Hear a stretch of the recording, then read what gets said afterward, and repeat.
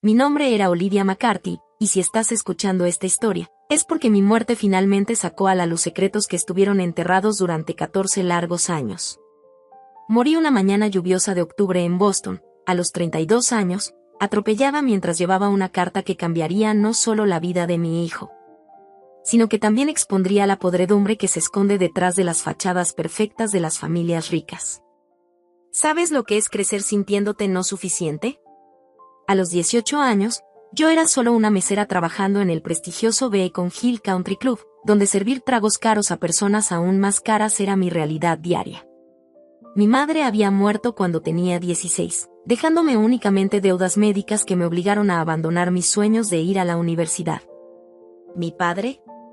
Bueno, él decidió que criar a una hija solo era demasiada responsabilidad y simplemente desapareció cuando más lo necesitaba. Fue en el verano de 2010 cuando Christopher Whitmore entró en mi vida como un huracán disfrazado de brisa suave. A sus 20 años, era diferente a todos los demás miembros del club. Mientras los otros me trataban como si fuera parte del mobiliario, Christopher me saludaba por mi nombre, preguntaba cómo había estado mi día. Y siempre dejaba propinas generosas que realmente hacían diferencia en mi presupuesto apretado. Olivia, tienes una sonrisa que ilumina este lugar tan oscuro, me dijo la primera vez que hablamos más allá del típico que le gustaría tomar.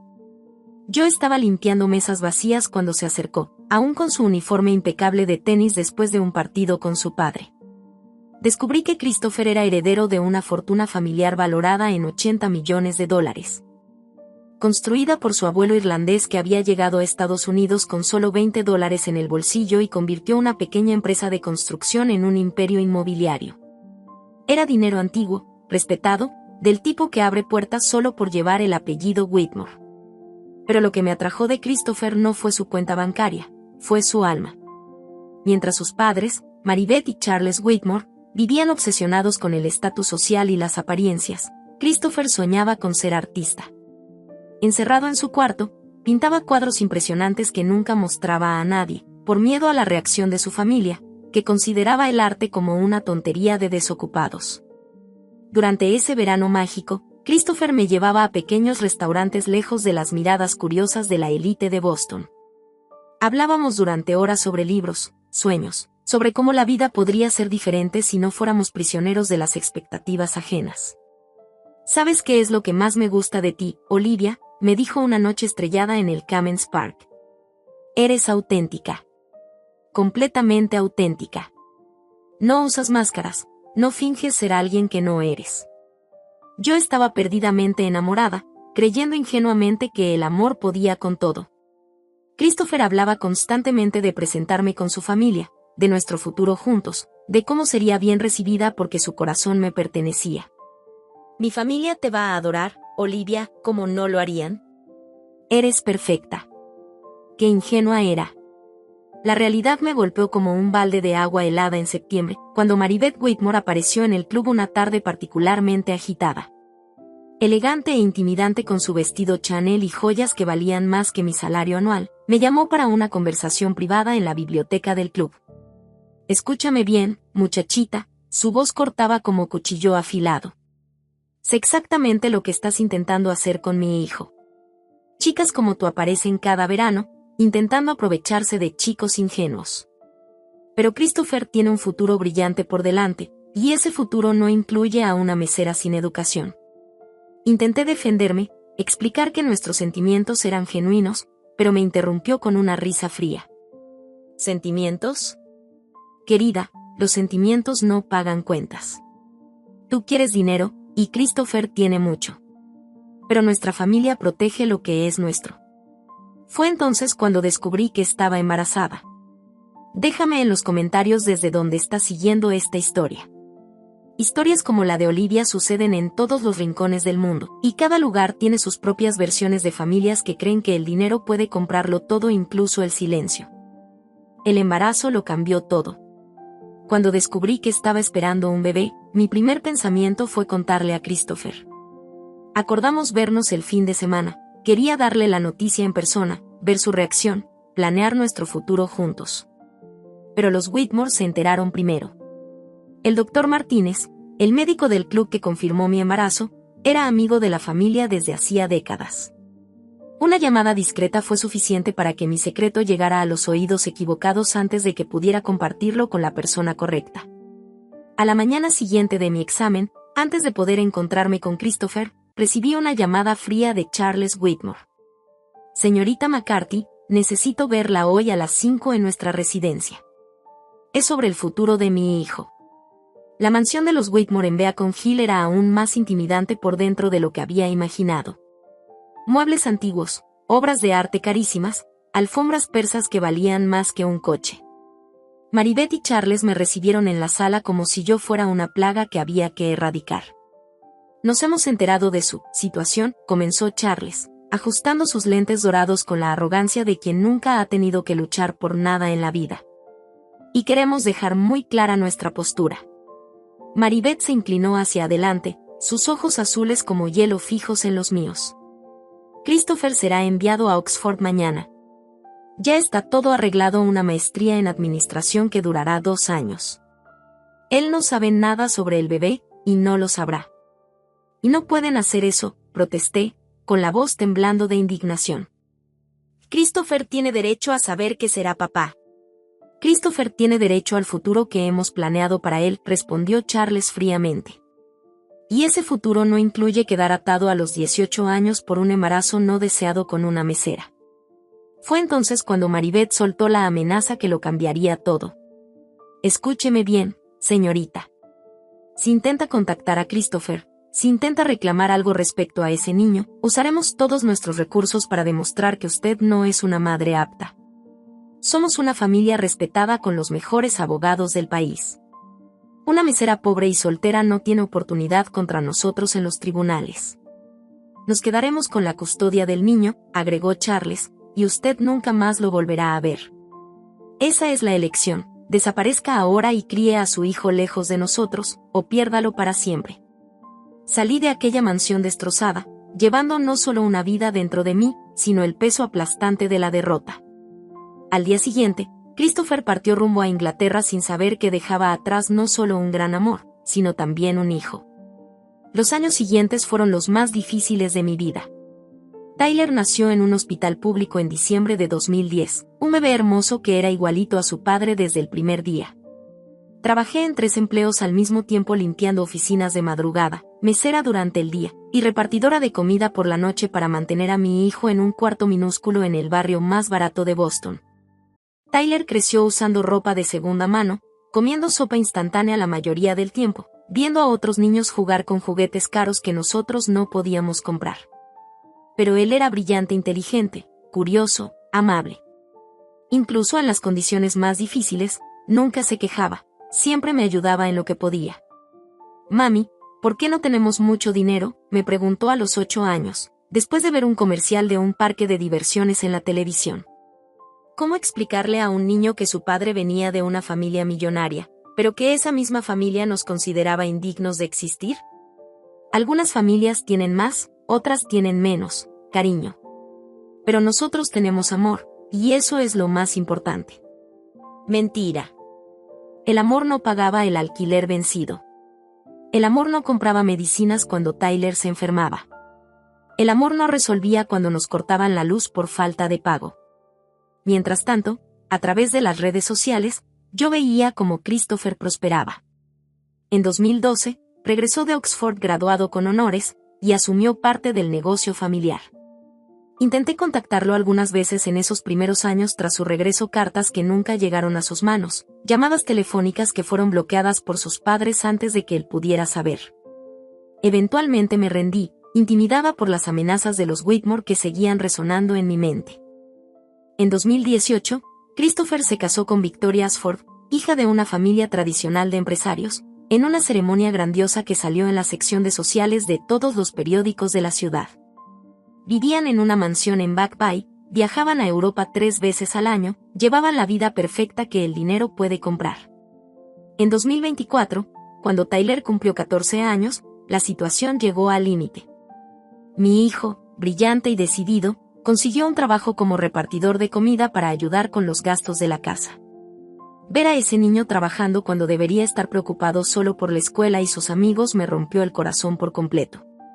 Mamá, todo está bien, me consoló una noche al verme llorando sobre las cuentas acumuladas. Lo lograremos juntos. Siempre lo hacemos. Esa noche tomé la decisión que lo cambiaría todo. Era hora de luchar por los derechos de mi hijo. Pasé semanas escribiendo una carta para Christopher. Le conté todo, sobre nuestro embarazo, sobre las amenazas de su familia, sobre cómo cría a Tyler en la miseria mientras ellos nadaban en dinero que, en parte, también le pertenecía a nuestro hijo por derecho. Incluí fotos recientes de Tyler, era imposible negar que era hijo de Christopher, se parecían demasiado, y copias de todos los documentos médicos que probaban la paternidad. Christopher, escribí al final de la carta, nuestro hijo está trabajando a los 14 años para ayudar a pagar el alquiler de un cuarto pequeño. Mientras tú vives en una mansión construida en parte con la herencia que también debería ser suya. No quiero tu dinero para mí, quiero justicia para Tyler. Él merece conocer a su padre, merece las oportunidades que el dinero puede ofrecer, merece la vida que ustedes nos negaron durante 14 años. La carta estuvo lista en octubre. Después de varios días ensayando el valor, decidí entregarla personalmente en la oficina de Christopher. No confiaba en el correo, era demasiado importante para correr ese riesgo. Era una típica mañana lluviosa de otoño en Boston. Las hojas doradas se pegaban al pavimento mojado, y el viento helado atravesaba mi abrigo delgado. Estaba nerviosa, con el corazón latiendo desbocado, pero decidida. Sostenía la carta dentro de una carpeta de plástico, protegida de la lluvia, como si llevara la llave del futuro de mi hijo. Y sí la llevaba. El último pensamiento que tuve antes del impacto fue sobre Tyler. Sobre cómo le explicaría que finalmente había intentado hacer lo correcto. El coche me atropelló en la esquina de Boylston Street con Arlington, a solo 3 cuadras de la oficina de Christopher. La lluvia había convertido el asfalto en un espejo, y ni siquiera vi el vehículo derrapando hacia mí. Morí al instante, según los paramédicos. Pero la carpeta con la carta quedó intacta, protegida del impacto y la lluvia por mi propio cuerpo. La ironía de la vida, o de la muerte, es implacable. Siguiendo los protocolos de la policía de Boston, mis pertenencias personales fueron entregadas al destinatario de la carta que llevaba conmigo, Christopher Whitmore. Imagino el shock que debió sentir al recibir una llamada de la policía. Señor Whitmore, lamentamos informarle que una mujer llamada Olivia McCarthy sufrió un accidente fatal esta mañana. Ella llevaba una carta dirigida a usted. Necesitamos que venga a la estación para recoger sus pertenencias.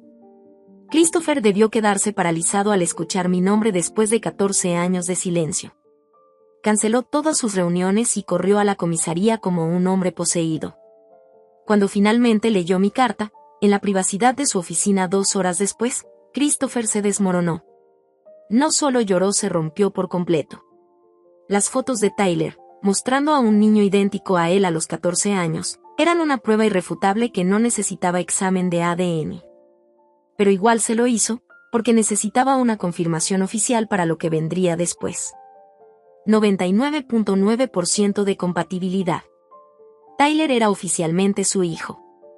La explosión que siguió en la mansión de los Whitmore fue épica. Christopher llegó esa noche convertido en algo que sus padres nunca habían visto, un hombre furioso y decidido. 14 años. Su voz retumbó por los elegantes pasillos mientras enfrentaba a Maribeth y Charles en la sala. Ustedes me ocultaron que tenía un hijo durante 14 años. Maribeth intentó mantener la compostura, pero la máscara de superioridad se empezaba a agrietar. Christopher, cariño, hicimos lo que era mejor para ti. Esa chica solo quería tu dinero.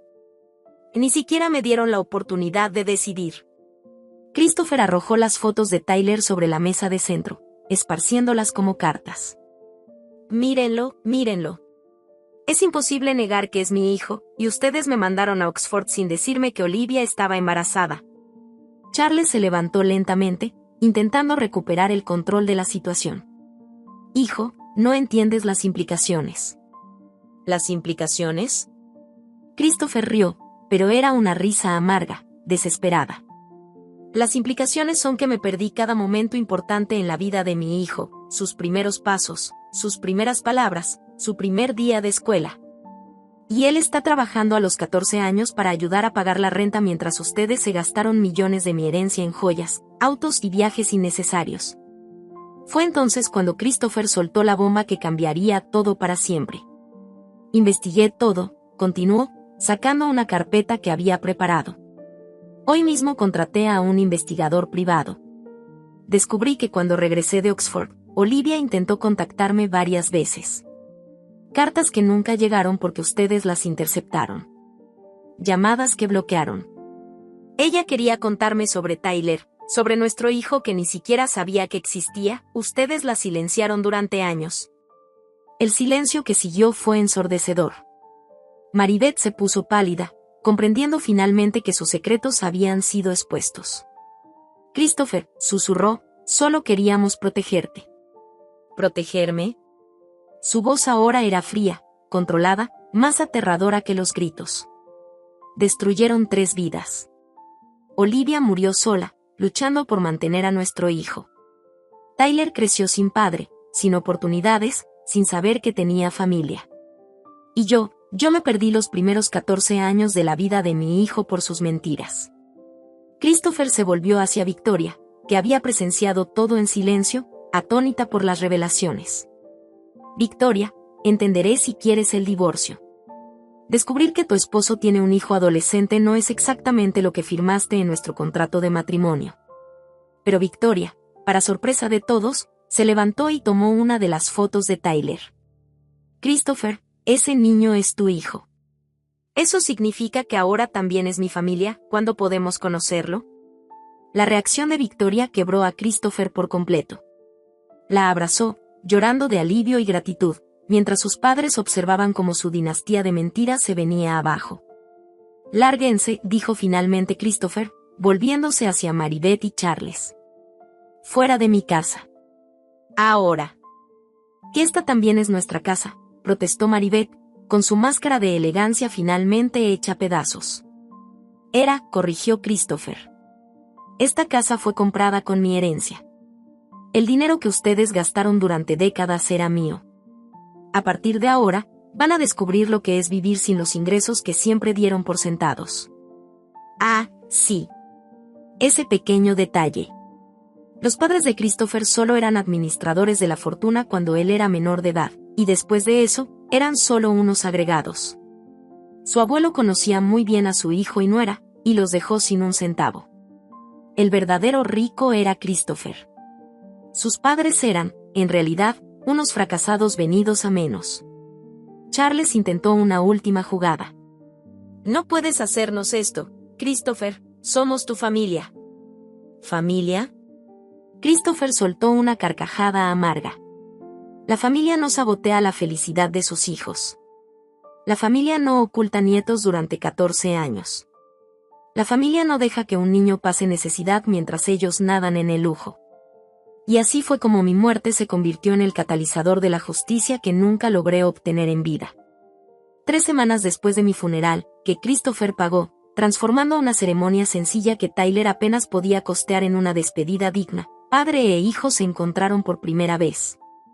Tyler, al principio desconfiado y tímido, pronto descubrió que no solo había ganado un padre, sino también una segunda madre en Victoria, quien lo recibió con un cariño genuino. Tienes los ojos de tu padre, le dijo al conocerlo, pero la sonrisa de tu madre. Ella debió ser una mujer extraordinaria para haber criado sola a un chico tan especial. Christopher inscribió a Tyler en la misma escuela privada donde él había estudiado, contrató tutores para ayudarle a adaptarse y, lo más importante, pasó horas escuchando historias sobre mí, sobre nuestra vida juntos. Sobre los sacrificios que hice para criarlo. Maribeth y Charles se vieron obligados a dejar la mansión y descubrir, por primera vez en décadas, lo que es vivir con recursos limitados. La mesada generosa que siempre recibieron fue cortada por completo. Los hermanos de Christopher, que siempre vivieron como parásitos aprovechándose de la fortuna familiar, también perdieron sus privilegios económicos.